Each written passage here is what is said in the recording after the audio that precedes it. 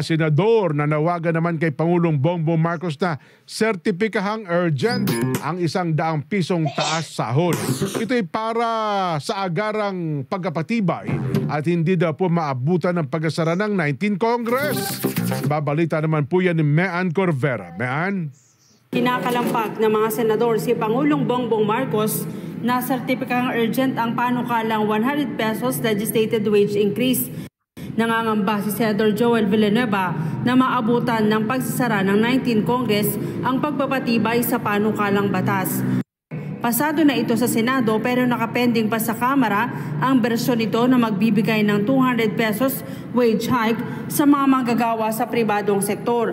Sa June 2, babalik ang sesyon ng dalawang kapulungan pero aabot lang ng 2 linggo dahil mag-a-adjourn sa June 13. Kung hindi maipapasa, magiging back to zero ang panukala sa susunod na Kongreso.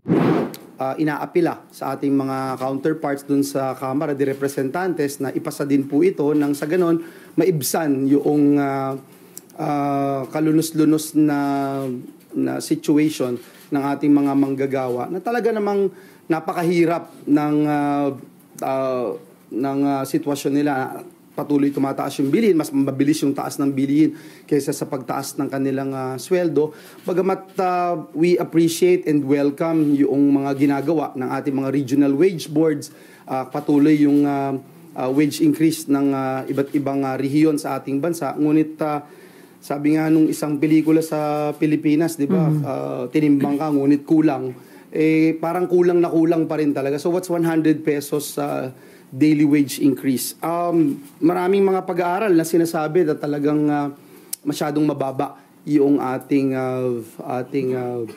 sweldo. Ngunit, of course, you have to do the balancing act, no? Na hindi mo po pwedeng itaboy yung negosyo, mga investment sa Pilipinas, nang sa ganoon ay may patuloy na trabaho at ma-enjoy na patuloy yung paggawa at paglikha ng trabaho natin. But it's still very low, no, compared dun sa iba't ibang. Si Senator Pia Cayetano pabor sa aumento sa sahod pero napapanahonaan niyang pag-aralan ng mga kumpanya ang pagbibigay ng living wage. Partikular na niyang dapat bigyan ng reward ang mga manggagawang babae na doble ang trabaho dahil ginagampanan din ang pagiging ina ng tahanan.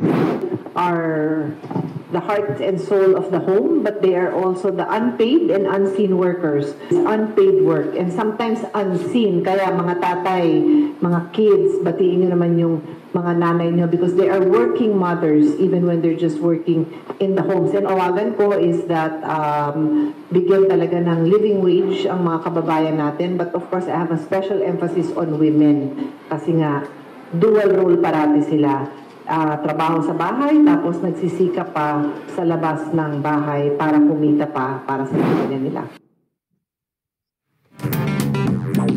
Salamat ng marami, Mean Corvera.